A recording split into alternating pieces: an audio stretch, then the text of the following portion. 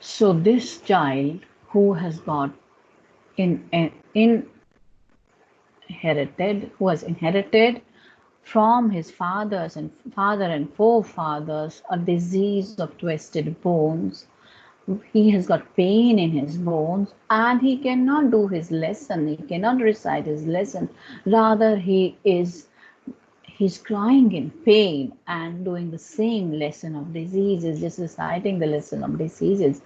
At back of the dim class, one unnoticed, sweet and young. In the same class, there is one child. He is sitting at the back of the dim class. Now you can feel what should be the situation in the class.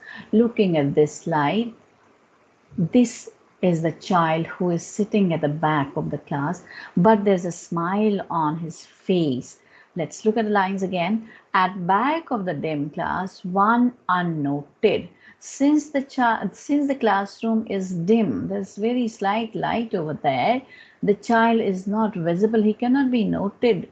Sweet, but the child is sweet and young. His eyes live in a dream, though he is also living studying the same classroom, but he has the courage, he has the guts to dream, because sometimes children feel that only those who can achieve or dream. This is one sort of such child. What's he looking at? Of squirrels game in the tree room other than this. Very significant line. His eyes live in a dream and he sees the squirrel playing out. He dreams that let me also go out from this classroom, which has nothing to teach me. A big satire on the situation inside such classrooms. And he says, let me go out of this classroom, enjoy a game like a squirrel, and have some freedom. So that is why he has got dreams in his eyes. And then that finishes your second stanza, first stanza. And now we come on to second stanza. This is stanza number 2. Here the poet says, now first stanza we saw that it was about the children sitting inside these classrooms. It was a picture about those children. It seems as if the poet had put a camera before our eyes as if we were visualizing the real pictures. Now let us look at the classroom itself, which is being brought forth in stanza number 2. And it says, on sparkling walls, donations, Shakespeare's head, cloudless at dawn, civilized dome riding all cities, bell flowery Tyrolese valley, open-handed map awarding the world its world, and yet for these children, these windows, not this world, are is their world, where all their futures painted with a fog, a narrow street sealed in with a lead sky, far, far from rivers, capes, and stars of words. Now let us see again what the poet is speaking about in these lines. On sparkling walls, donations. Taking a look inside the classroom, we find that the walls have been painted, but the paint itself seems that it's turned yellowish, which indicates neglect, which says that the classroom is in ruins. And how has this classroom been built? This is clearly given. It's been built on donations. Somebody, some generous person must have donated money. That might be a politician, that might be a bureaucrat, that might be a visitor who has donated money to build this class. But he's never looked back because the paint on the walls had never been redone. What else is there on the walls? Shakespeare's head, as you can see, one picture which carries Shakespeare's head, and one more picture, one more chart over there, which shows a cloudless at dawn.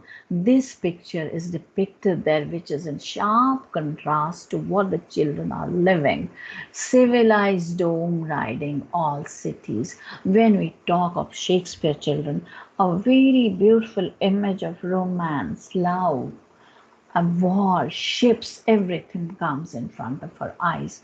And what it says, what these lines say, when Shakespeare talks in his dramas as a dramatist. What does he show us? Cloudless at dawn, a very nice picture of sun rising, and then civilized dome riding all cities. It seems all cities have got big dome shaped architecture which tells about a progress, about a civilization.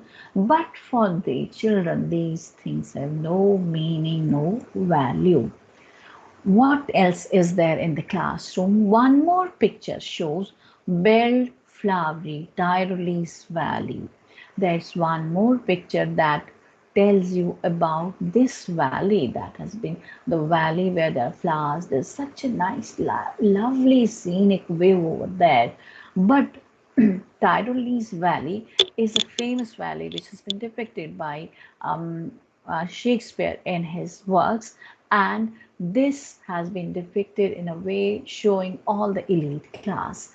And then he says there is one open handed map awarding the world its world. There's a map hung on the walls of the classroom, which seems as if it is awarding everybody the world. Look, this is the world. These are big cities, these are the continents, these are the seas. But for these children, these windows, not this map, is the world.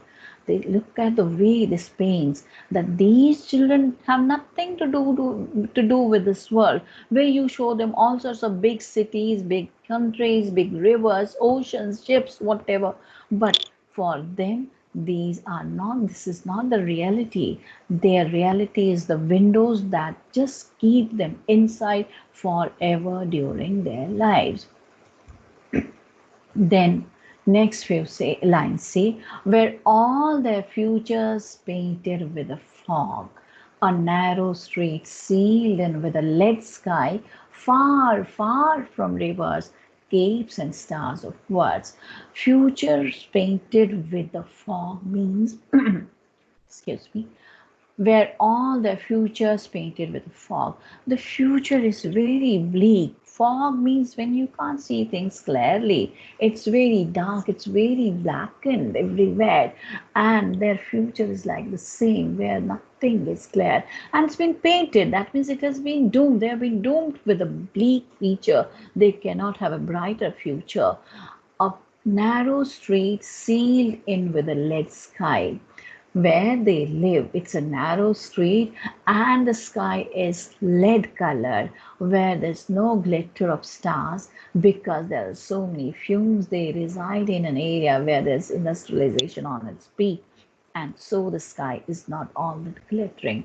Far, far from rivers, capes, and stars of words. And here the poet says, their world is quite away. Once again, far has been doubled over here in order to indicate the distance between where they live and what is the other world like, where there are rivers, there are capes, and stars of words. Stars of words means those words which empower anybody. They are quite away from all these things. And then we come on to stanza 3. This time the poet seems to be very angry, looking at the plight of these children. And he says, let me read the whole stanza first. Surely Shakespeare is wicked, the map a bad example, with ships and sun and love tempting them to steal, for lives that slyly turn in their cramped holes from fog to endless night. On their slag heap these children, where skins peep through by bones and spectacles of steel, with mended glass like bottle bits on stones. All of their time and space are foggy slums, so blot their maps with slums as big as doom. Now, quite clear that the poet is really feeling very injured by the way these people, these children, are being treated in the society. And what is happening here, the poet says in this one that surely Shakespeare is wicked. First of all, let's try to understand. Surely Shakespeare is wicked. In this, there's one more example of poetic device. The repetition of the consonant sound in the beginning of the words surely and Shakespeare. The sh sound has been repeated. Surely Shakespeare is wicked. Shakespeare has been called bad by the poet over here, the map of bad example. Why has the map been put over there? Why is Shakespeare wicked? Because with ships and sun and love tempting them to steal. Shakespeare, when we talk of Shakespeare, we get the images of Romeo, Juliet, we get the image of Prince of Denmark, Othello, then we get the images of Macbeth, King Lear, where everywhere you see an elite class falling in romance, having good glittering sunshine in their homes, and falling in love. This makes the children for some time feel that why are they being alienated from this society? Why are they being kept away from this society? Sometimes they are tempted to steal a lifestyle like them, which is very bad for a growing society. For lives that slyly turn in their cramped holes from fog to endless night. What a beautiful line depicting their life. These children live in holes type of dwellings. And this is not a one day affair. The day begins living in these pathetic dwellings, and then there are the day till endless night. Endless night could also connote till death. They enter these dwellings, these filthy dwellings where there's no light, there's no sunshine. They start their day in these inhabitations, and probably they end over there only. They die in these ones only. On their slag heap, these children wear skins peeped through by bones and spectacles of steel with mended glass like bottle bits of stones. On their slag heap, they sit on a garbage dump like you've seen in Simapur slum. These children wear skins peeped through by bones. They are so skinny that the bones can be felt from outside, as you see in the slide. And they wear spectacles of steel with mended glass like bottle bits on stones. The poet says that the glasses, that the spectacles they are wearing, probably they must have taken this from the garbage dump. They must have picked them up from the garbage dump. And what are these? Why are these? Why do we think that these must be picked up from there? Because the glass inside these spectacles that is fitted, that's all a mended one, like we put bottle bits of stones together. And of their time and space are foggy slum. All of their time and space is foggy slum. They have nothing except foggy slum in their fate. So blot their maps with slum as big as doom. And the poet was once again feels so pained to see that their fate is like this and they might have the same doom. This here reminds me of another poem that has been prescribed for you, that is the roadside stand, and wherein Robert Frost tries to depict the same picture, and he even once goes to the extent of saying that let's put an end to their lives, and realizes that this is not the solution. Here also the poet feels that they have been given such a life which is quite hell for them. So let's move on to the other stanza now, which says, this is stanza number 4. But here, children will see that all is not bad everywhere. Here, the poet has a change in his mood and he becomes a bit hopeful now, because we can see the lines that he says now. The hope rises in him. He calls, he makes an appeal. Let's find out what he says in the stanza by reading out the stanza first.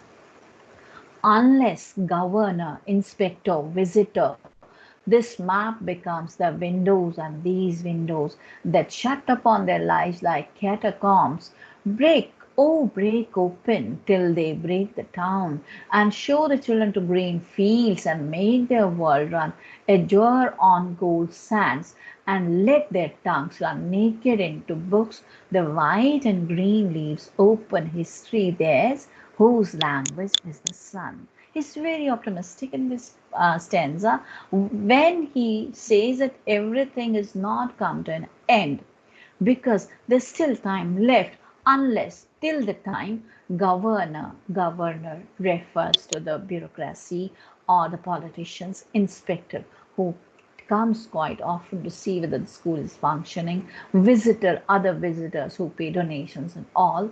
This map becomes the window, and these windows that shut upon their lives like catacombs. What is the point in for here? When if the governor and teacher and inspectors and visitors, if they take up this thing in their hands, that let us take them, let us make their future bright. This map becomes the window, and these windows that shut upon their lives like catacombs. Catacombs refers to the burial chambers which were built by ancient Romans. And these catacombs were where dead were buried. And these had only one single entrance, and inside you can feel that it was all hell because there was no light. Similar is the picture of their homes, their slums, where they live. And the poet says, now let these come forward, governors, inspectors, visitors, and help them in changing their fate so that they don't have to live a live death in these catacomb like slums. And then he says further, break, oh, break open. What does he appeal to them? He appeals to all these dignitaries that break, oh, break open. Break their chains, break their shackles. Which chains? Chains of poverty, chains of ignorance, chain, chains of ill health, because they are bonded by all these things till they break the town, so that they break these chains and they reach the town and show the children green fields. When you break their chains, they will come in the green fields, they will enjoy the nature, and this way you will make their world run azure on gold sands. A very good reference. When you give them this sort of freedom, when you give them this sort of education, what will they do? They will enjoy on open sea beaches where sand shines, where the golden sun rays fall over there, and set and let their tongues run naked into books. Let them have such knowledge of books. Let them have such a beautiful thing, beautiful education, which from where the white and green leaves open. History is theirs, of whose language is the sun. And he says that let them be given education from the books like other children take. White means the pages of the book that we hold in our hands. And green leaves refers to environment, to nature. We learn a lot from nature because nature is our first teacher. So give them that opportunity also, that they learn both from the books as well as from their nature, and they create history for themselves, like those people whose language is the sun, who are empowered on this earth. Empower these people also, so that they make a change in their fortune, they make a change in their fate, and they create a history for themselves. So this was the last paragraph, and this is how the poet has talked about it. Now, children, I hope you must have understood the poem well, and everything is brought home to you. In order to see whether the children, whether you have learned things properly, I will try to give you an assignment, a sort of a small test wherein you will have to do MCQs, and I will be sending you an MCQ question paper very shortly. I will invite you, the link will be sent, and try to do it in the time bound manner so as to give me a correct feedback whether you have understood the poem or not. Thank you for being with me. Thanks again.